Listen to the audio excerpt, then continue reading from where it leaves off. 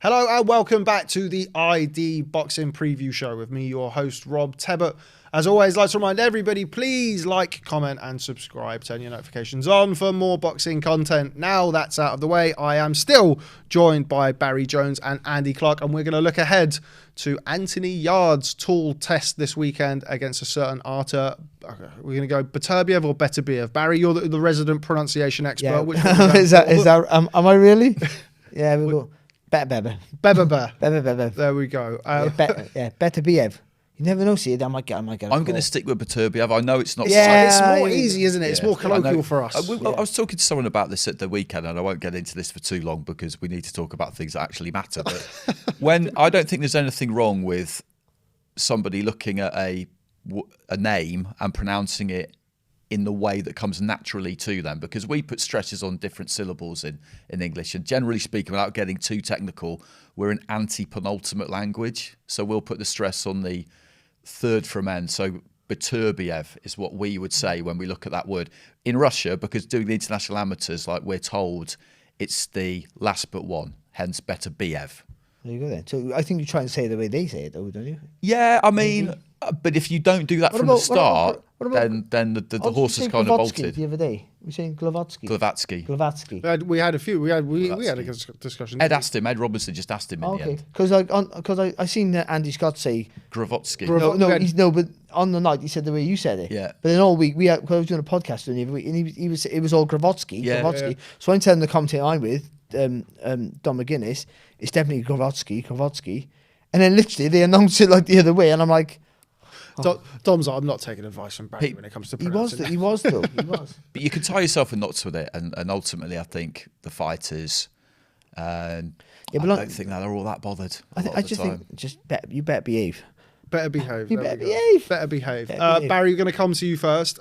As his first world title shot was, this is a tall order for Anthony Yarde, and a taller order for Anthony Yarde, as he faces many people's number one light heavyweight in the world. Okay, 1A, 1B with him and Dmitry Bivol. Yeah.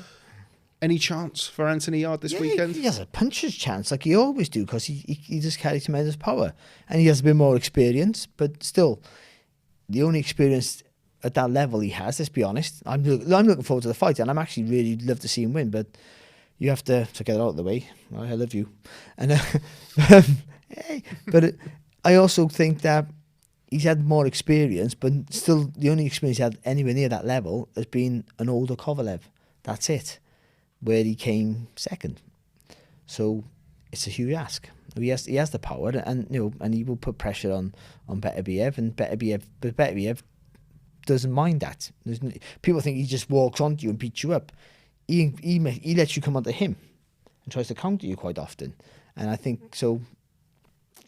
It's a really hard ask. He's just got to gamble and throw in the other guy throws, and just hope that he hits first. And but the thing is, the people going about the 2 times that Beterbiev has been put down, but he's got up to knock the other guys out. Yeah, the first one was very much kind of a flash knockdown. Yeah. Jeff Page Jr. had him over at the end of the first round. But it's a real ask. Because you just look at their records and who they've boxed and who they fought, and like he boxed Tavoris Cloud, who was a former world champion, only lost a couple of fights in like his 6th or 5th fight. We did that on Box Nation. Yeah, we did. Yeah. And after that, every light heavyweight in the world just ran away from him. And then Campillo, it was a case of Campillo. I used to pronounce it. He boxed him then, maybe a fight or two after. Jeff Page Jr. Just the list early in his career straight away was like, this is ambitious, really ambitious. But you've got a guy there who never panics, whatever happens to him. And also, what's very poignant, and something you have to really keep a note of, is that he can knock you out in round 1 or round 11. That's a real danger. It's not a guy who wanes.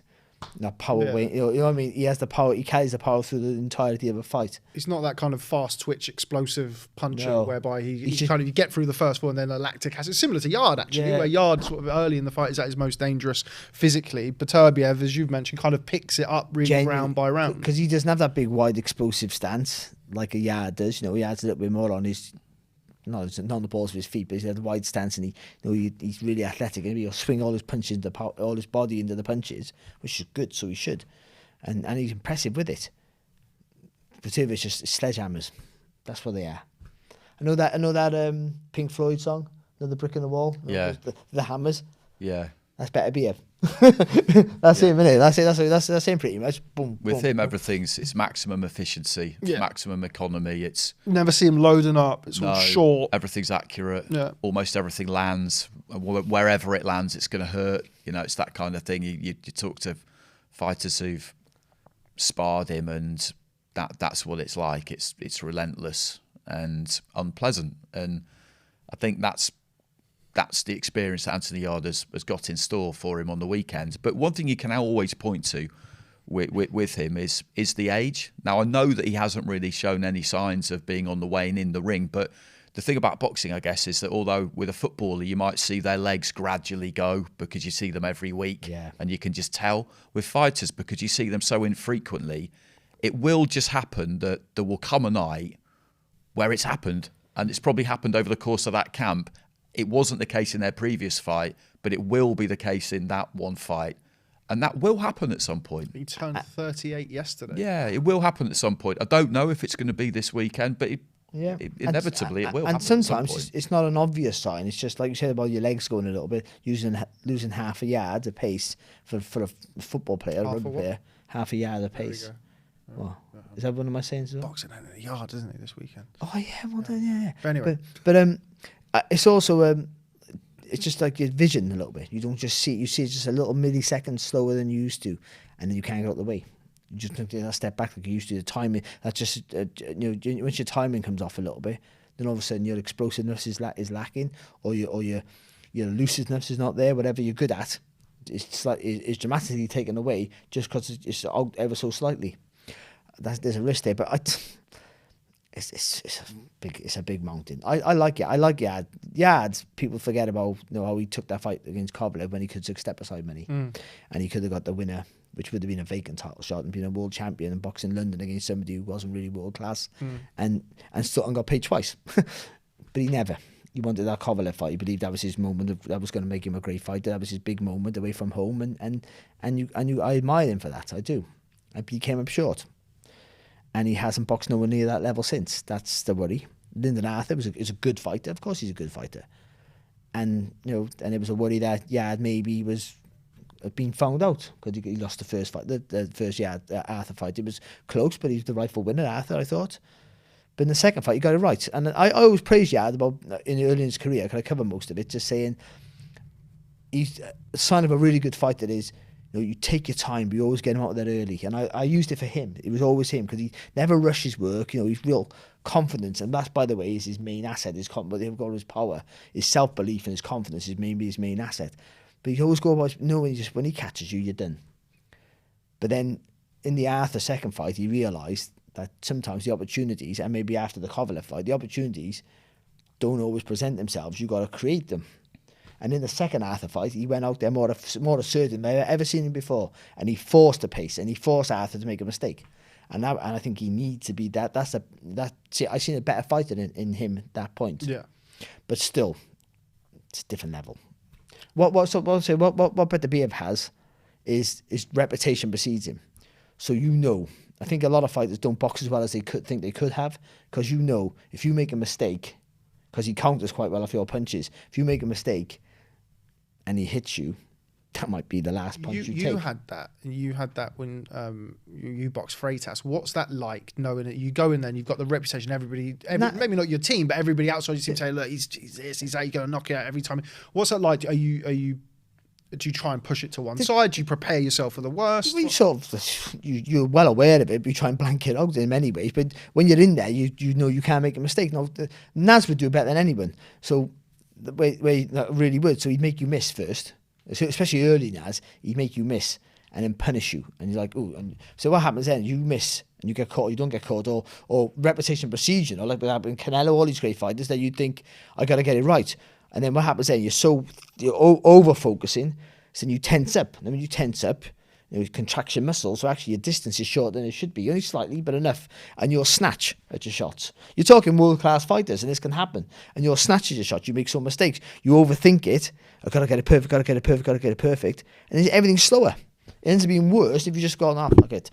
You know what I mean? You got to just almost like get that balance perfect, and it's difficult at the highest level. That's why the fighters sometimes could succeed. They can't produce it when it matters most. And I think, but Yarde's got power though. That's the difference. So he'll be confident enough to think, I can hurt you. You've been hurt, but so is Yarde. But Yarde's been hurt by fatigue more than power. I think as well. I would say that, but it's I think that's the worry. So you're there. You'll stalk him.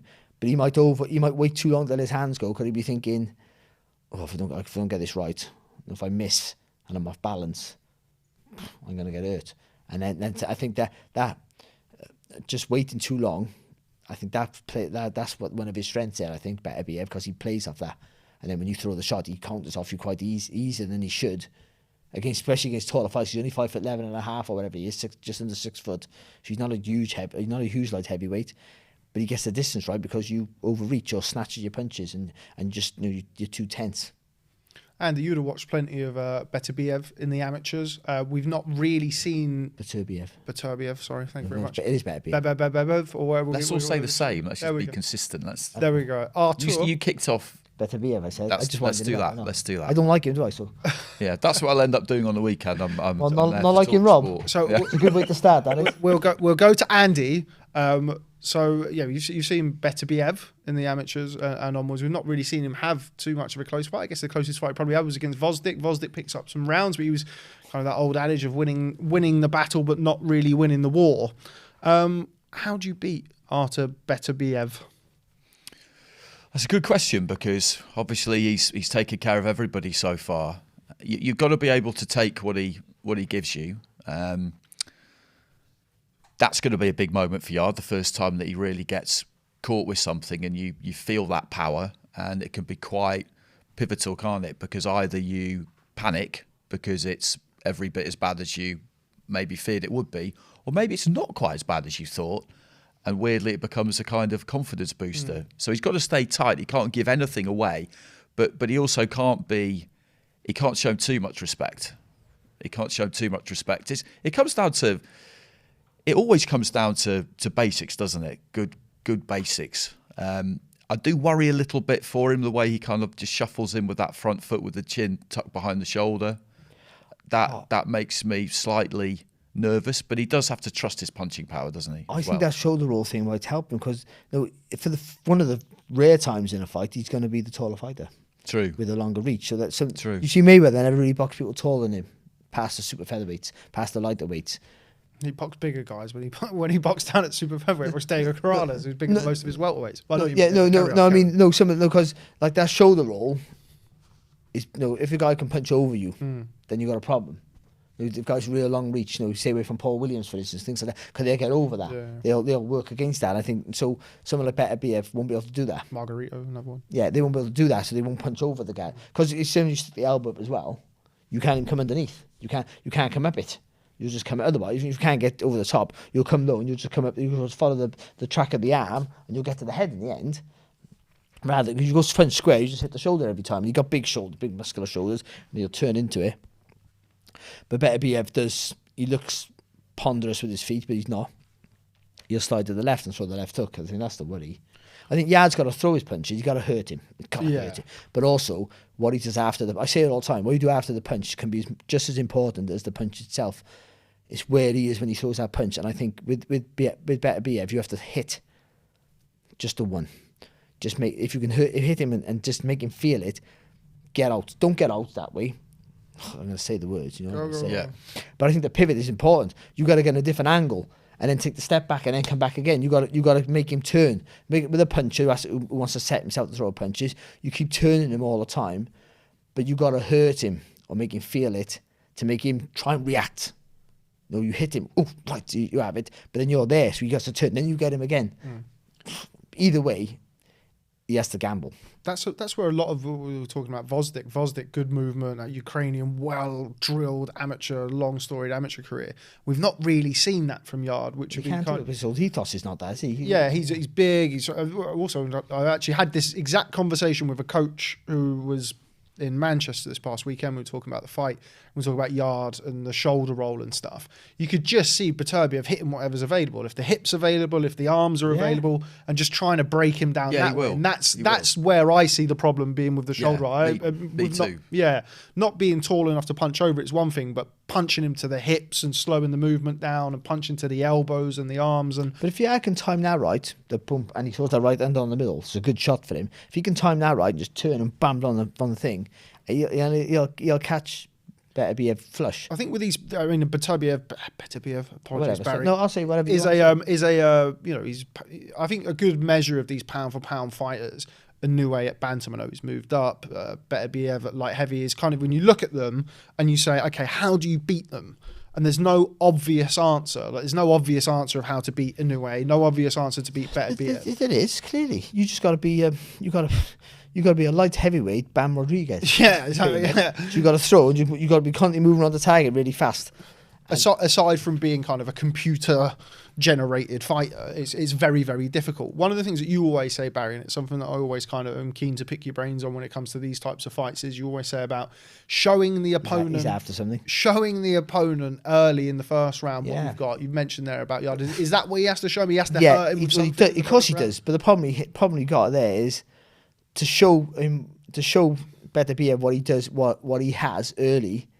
Is a risk. Good. Joe Smith did it, didn't he? He ran straight at him and got knocked out in 2 rounds. Yeah, but what you're good at is what he's good at. What you're known for is what he's known for. Yeah. So like you doing what you want to do, I'll show him my power early. He's thinking the same thing. So you're both gonna just clash in the middle, and then it's either who hits first or who hits hardest. And you have to say that Beterbiev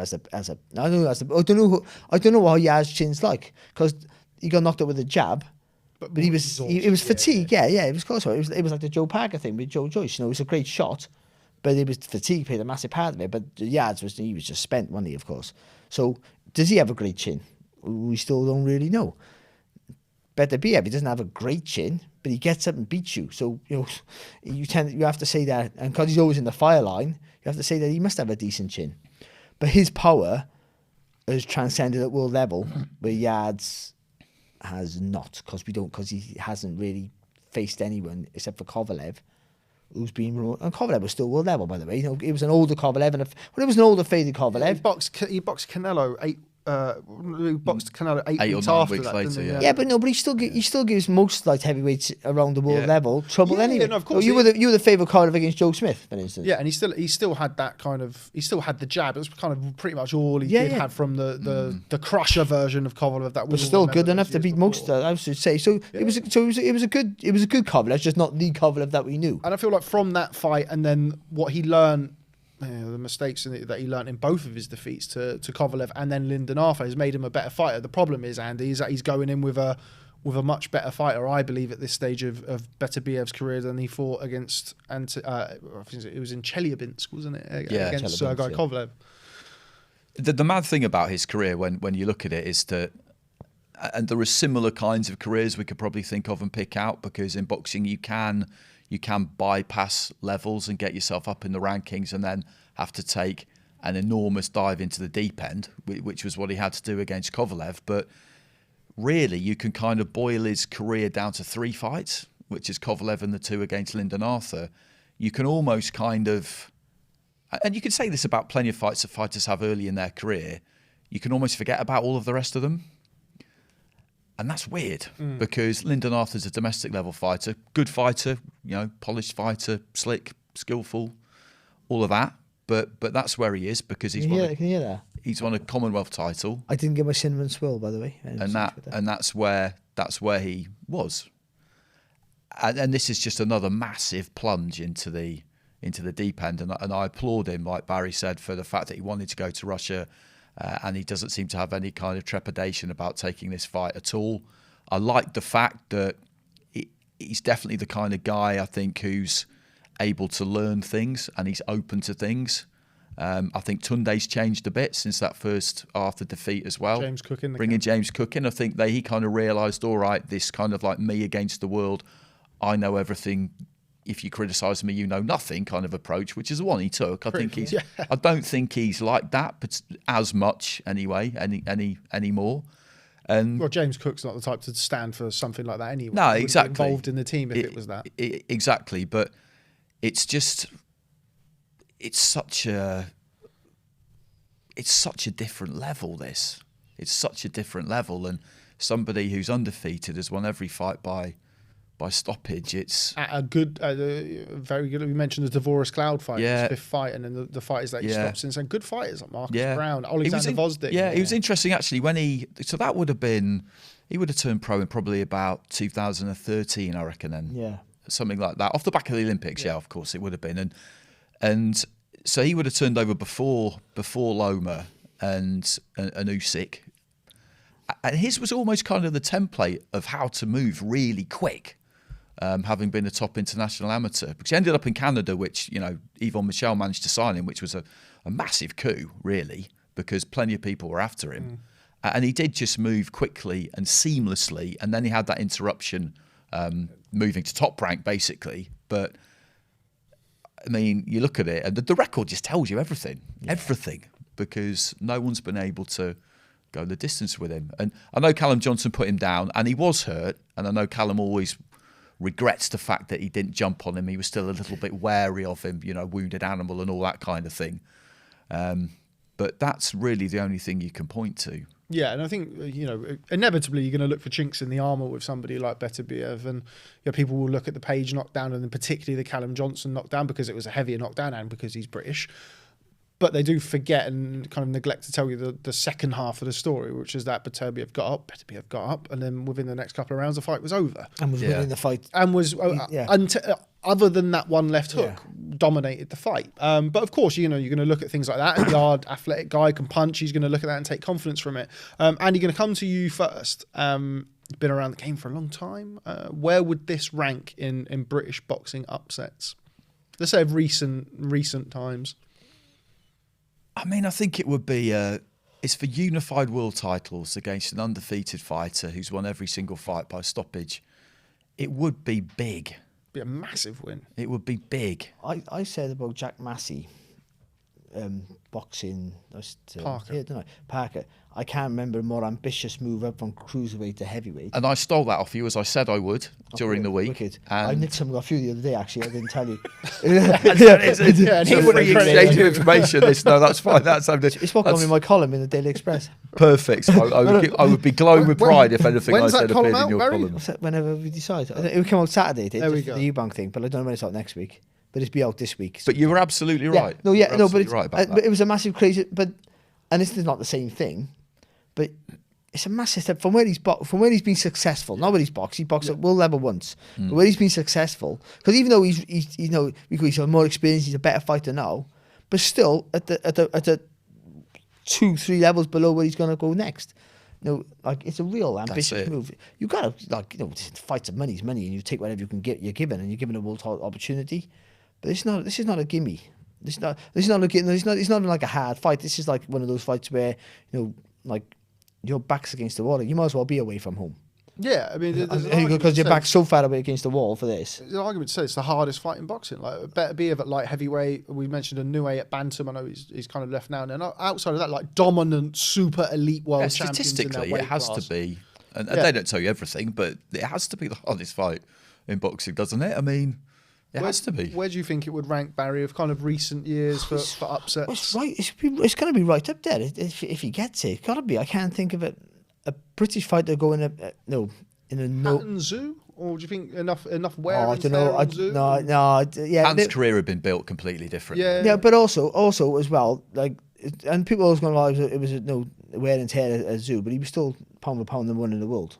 That's what I mean. So, but again, so would you say that Zoo had a higher standing then? Yes. Okay. Yeah, much more. And Hatton's a better fighter than Yarde. Hatton had more experience. Hatton was world class. So where would you say those two would rank, beside each other? That win would be better than this win, right? For me, I think, because he still cost the Zoo for God's sake. So the biggest win since then, would you say, upset wise? I can't think of one off the top of my head. No, in my brain. And you're thinking kind of you kind of super top line, top level.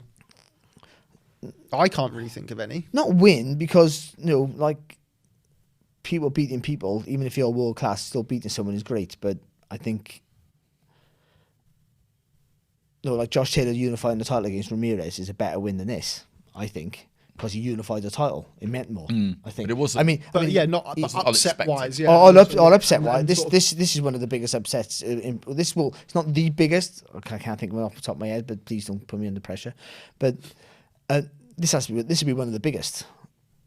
Yeah, I mean, you are kind of. How can you not? You can't give him you give him a puncher's chance because he can punch, but this be just the facts. Like it's just a bit of the bare facts.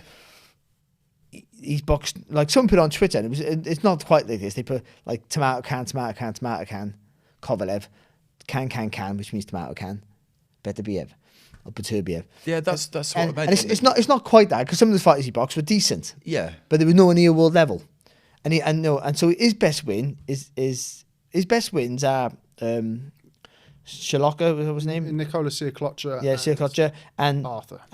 Lyndon Arthur, yeah. And, there was kind of that time when Spellman's one of his best wins, by the way. No, it's still one of his best wins. It's one of on paper. If you're going on paper, yeah. Then you look at the other guy he's up against, and it's Vodzik and Tavoris Cloud and Marcus Brown, by the way, yeah. I mean, you are beating them all in ruthless fashion. You are going back. It is kind of like it is Randolph Turpin, like Sugar Ray Robinson territory. It is because it's a massive step up. Like you got to admire him. Like people always go. People tend to think he had no substance, or because of the Tunde thing as well, where Tunde would wind people up. Nah, you get found out, and he did sort of get found out.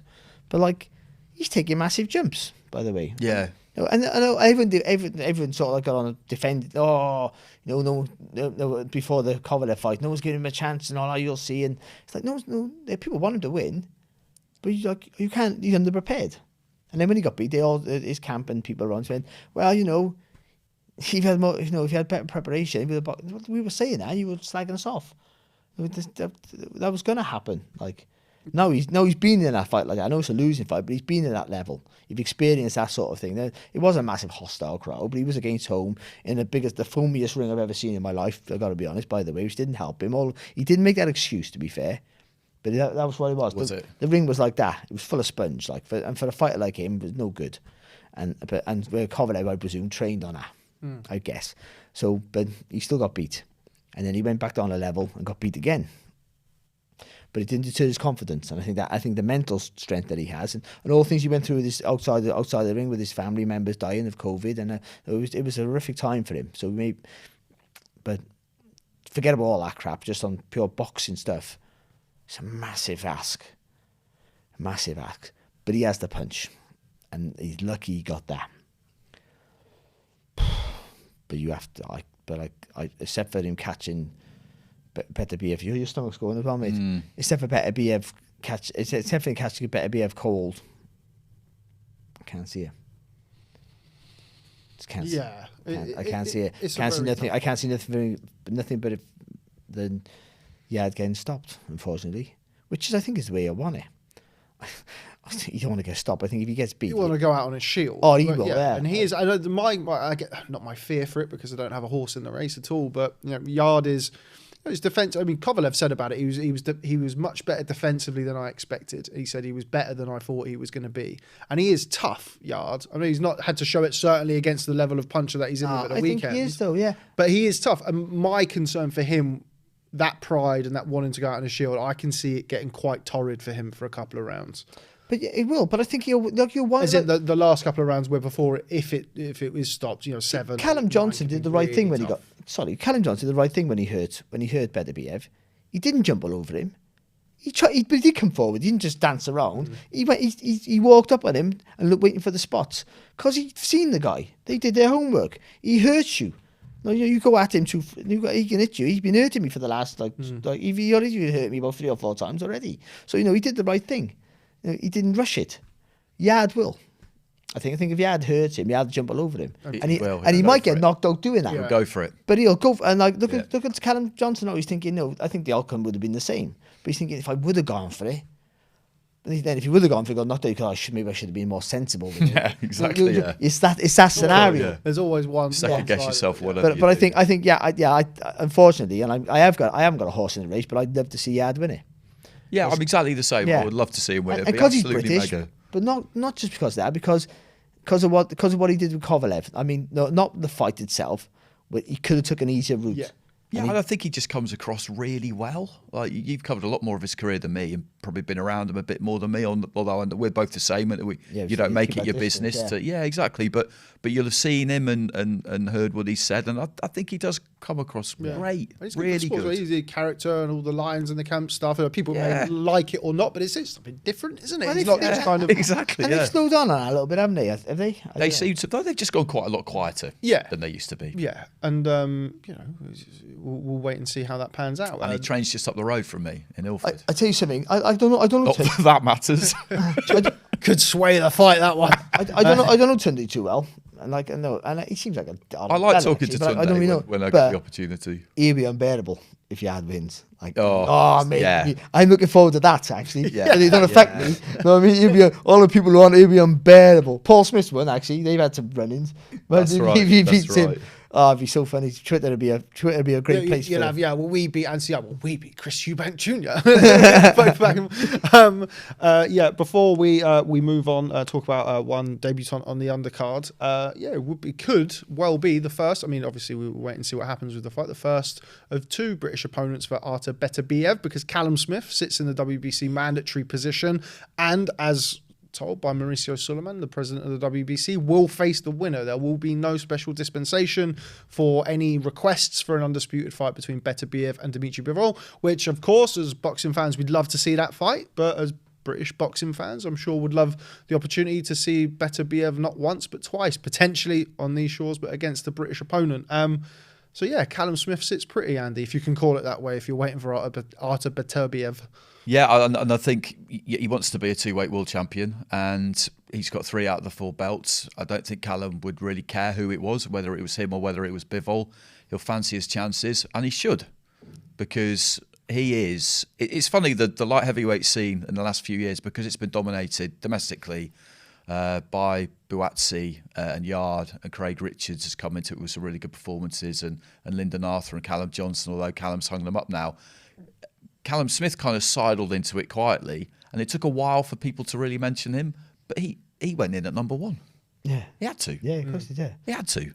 But we weren't really talking about him much, but... Yeah, the good win in Saudi. Yeah, against Bowderleek. Yeah, the Olympian. A good fighter. He showed he was good that night, actually. Yeah. He beat a lot of people, he will. Yeah, he's a good fighter, and Callum just decided to stand there and have it with him, and just kind of just overwhelmed him, that really. Left hook is a serious Oh shot. God, I mean that left hook is shot. When I seen Callum Smith, because I was out there with that doing that fight, and when I saw him out there, I thought he should have moved up to light heavyweight a long time ago. We always felt that, but I mean, actually, you see it. Oh, exactly, and that if Beterbiev does beat Anthony Yarde at the weekend and he ends up fighting Callum Smith, you look at we talk about track record with Yarde and the two resumes just don't match up at all, him and Beterbiev. With Callum Smith, it's a totally different story. Yeah, he's got the names on the resume. He's got good wins. Totally different story. Still goes in underdog. Yeah, for sure. I mean, and a massive underdog. Anybody who boxes Beterbiev at light heavyweight is an underdog, including, in my opinion, Bivol. If you've picked Bivol to win, I did the Bivol Ramirez fight, and Todd Grisham, lovely bloke by the way, he said about he said about Bivol. He said something to me like, so. What is Bivol's ceiling? Does he have a ceiling? And I said, yeah, he's called Beterbiev. Yeah. And I haven't had a phone call from him since. I'll never work again. I see that fight going quite similar to the Vosdik fight, where Bivol with the speed and the movement, and it has success, but ultimately he gets ground down. Attritional style of Beterbiev, and then late on in the fight, maybe he gets on top of him and gets rid of him. That's how the Vosdik fight went. Right, we don't have much time left to discuss a debutant this weekend on the Beterbiev. I can't wait to not have that predicament anymore after this weekend.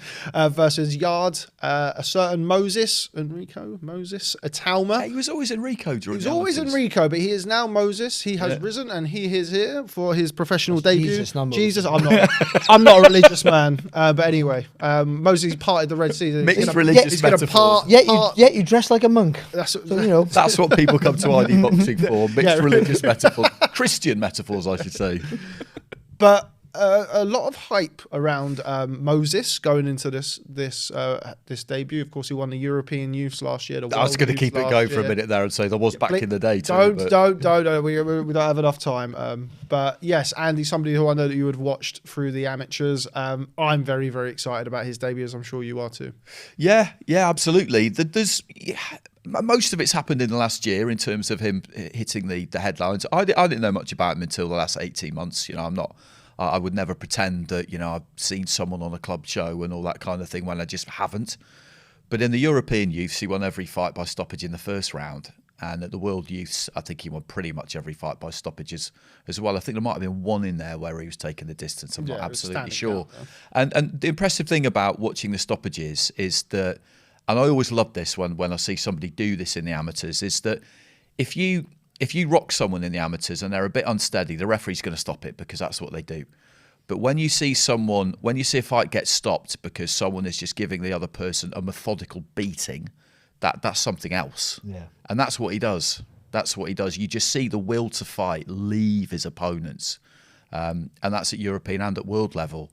So I'm very excited to see how he gets on, but that is only at youth level. He'll have had no senior experience, which is becoming a bit of a trend, isn't it? Yeah. His brother turned over, Carroll, without any senior experience. Dennis did it. Dennis McCann, Daniel Dubois. I did more and more fighters are doing it now. We had a shift where after Rio, the fighters who turned over, the Olympians anyway, were quite, by comparison, old. At that point, people were staying in the system quite a long time. More recently, not so much. So what we don't know yet, although Shane will say different because he's seen him spar against any number of seniors and senior pros, what we don't know yet is what will happen when he gets hit with a small glove and no head guard. And that's a massive question. So there are no guarantees with top amateurs. The way he fights. Yeah, Southpaw, he's slick. And he's fast, light on his feet, and he's really good. Yeah, he's good. He's excellent. And Andy kind of mentioned it there. Shane McGuigan's had him in the gym. I did a podcast with Lawrence Okoli 2.5 years ago, and Lawrence was talking about he was preparing for a while. The last time anyone saw Lawrence Okoli. And he spoke about so you had Carol Itauma, you mentioned there, the older brother but little brother of Moses Itauma, won the Youth Olympics in 2018. Good fighter. Had him in for the sparring for the Glavotsky fight. That's another name that changes every time we do a podcast. And Shane said that the coach said to him, we'll bring Carol's brother tomorrow. And Shane said, oh yeah, and he's like, yeah, he's 15, but he's good. And Shane went, whoa, you bring a 15-year-old in the gym to spar Lawrence Okoli, and he went, no, he's good. And so he walked in the next day, and Lawrence said that he'd come in the gym. He said he was in his school uniform. He got in the recon, and he said there were some of the hardest rounds of my life. And this is 15 years old. And you hear like any number of kind of ghost stories around the gyms from him. You're talking about world-class heavyweights that he's been in the gym with, and by all accounts done very, very well. But again, that is in the gym. It's not the small gloves. How's he going to handle it? They're like Naz stories, aren't they? Obviously not, for public consumption. I'll tell you once we stop filming. But yeah, he's had some really interesting spots, some really top level guys. I'm really excited by him. But again, I know it's something that you're very hot on about the not doing at least a year in the seniors and how that can potentially affect you, not necessarily straight away, but when you hit a path of resistance down the physical line. Strength, even in sparring, because I'd as a kid, as a youngster, I'd stand some people on their head in sparring, but the intensity is different. Forget about the gloves. Even the glove size makes a difference. As when you turn pro, by the way, the gloves are totally different. I mean, like shockingly different from an amateur. I remember the first time I turned pro, it was 6 ounce back then, not 8 ounces. But I put on 8 ounce gloves and I went, oh, they're tiny. And then my trainer said, no, they're not yours, they're yours. Yeah, like a pair of baby mittens. Yeah. You know what I mean? Like, you go, you're like, oh. You could barely get your hand in them. I'm not happy with that. It's okay if you're a puncher. If you're not a puncher, no. And just because he's wearing them. The big guy. By the way, they only weigh. What do you wear? 10 ounces heavy. He were 10 ounces. That might as well be 6 ounces for him. It's horrific. So and the physical strength is it is different. It is slightly different, and there's an adjustment, but the level of ability will be down there. But that's the difference. I would like to see some I don't want to say mistakes, but some lessons learned from Daniel Dubois' matching, whereby he went into the Joe Joyce fight on the back of fights with Kayotaro Fujimoto, Ebenezer Tete, and Richard Lartey, and that doesn't prepare you for a big, experienced, strong. Lartey came over here about 3 times since that fight, looking different every time. Yeah. The name's been Lartey. Yeah. But yeah, that's something that I'm sure we'll kind of see. He wants to be moved at a rate of knots. Andy, he says that he's turned over with the intention of breaking Mike Tyson's record. Haven't he changed his mind? Haven't he said there's no? I'm not. Haven't he said Has recently? he changed it? Because I've been hearing him say it for Yeah. a long Okay. time. Yeah, he has said that a lot. He's said it for a good couple of but years. I would be surprised if he has kind of changed his tune. Maybe because- internally it's a different discussion. Yeah, there's no one's like Frank It's Warren's okay if he not says gonna. it. If he says, he's young, he said, I want to do something to that. You can say what you want, can't you? If Francis Warren was if he said it, or maybe I don't know, I don't want to put words in, if he said it, or he said, or someone said it, but if the promoters are saying that, that's a pressure no one needs. No, it's the fighter It's himself. him who's himself, saying yeah. it. He's So- one of the things that he said to Shane. Let him dream then, let him carry on. one of the No, things that he said to exactly. Shane, There's that he turned no over way for that anybody's actually handling that shows career. ambition, doesn't it? That's great. Yeah. It's going to work to any kind of timetable other than the one that they think is the right one. And the track record with heavyweights with Queensberry is, like, we all know it. They're well stocked at the minute, and they've got to just get the right fights for him at the right time. And we've seen with He's Fraser, in the right place for it as well. Yeah, he definitely is. And with Fraser turning over recently, Fraser Clark, he's had a few problems in not being able to really get the right guy, and it's been a bit stop-start. And you could argue it's only really got started his pro career recently, over the last few months. But they're totally different because Fraser isn't old for a heavyweight, but he had a really long senior career. Whereas you do have to be a bit careful because he's not boxed any seniors. You've got to. There's just no rush. You don't get there too soon. I think. Yeah, he's only just 18. Yeah, he's literally just turned 18, so he's so there's no rush. You just cannot. What you could do is you could ruin him if you don't do it right. Yeah, of course I don't think there's any prospect of that happening. The people he's with, but you could if you got it wrong. If you bought into that, if you drank that Kool-Aid and decided, right, that's it, I'm going to be the promoter who beats Mike Tyson. Because he'll look really, because the way he fights and he's a big guy, he'll look phenomenal when he wins. Yeah. And he'll win some fights so easy that you'll go, he's like we're all on the Adam Azim train, aren't we? We're all going, you can't move in fast enough. Sort of thing, you know what I mean? Just my new word, organically. Just that got to be organic with him. You just got to like jump up levels. This kid, they might do the same thing, but again, you don't get the experience, you don't get the rounds in the bank with the heavyweights because you hit so hard. Yeah. That's the problem you have. It's one of the problems Daniel Dubois. Yeah, exactly. Yeah. But we look forward to seeing Moses Itauma this weekend. We're going to have to call it there because we are literally right on the button. But thank you, as always, to everybody for watching. Looking forward to Beterbiev, there we go, versus Anthony Yarde this weekend. Barry Jones and Andy Clark, thank you both very much for popping by, and to you for watching the ID Boxing Preview Show. We'll see you next time.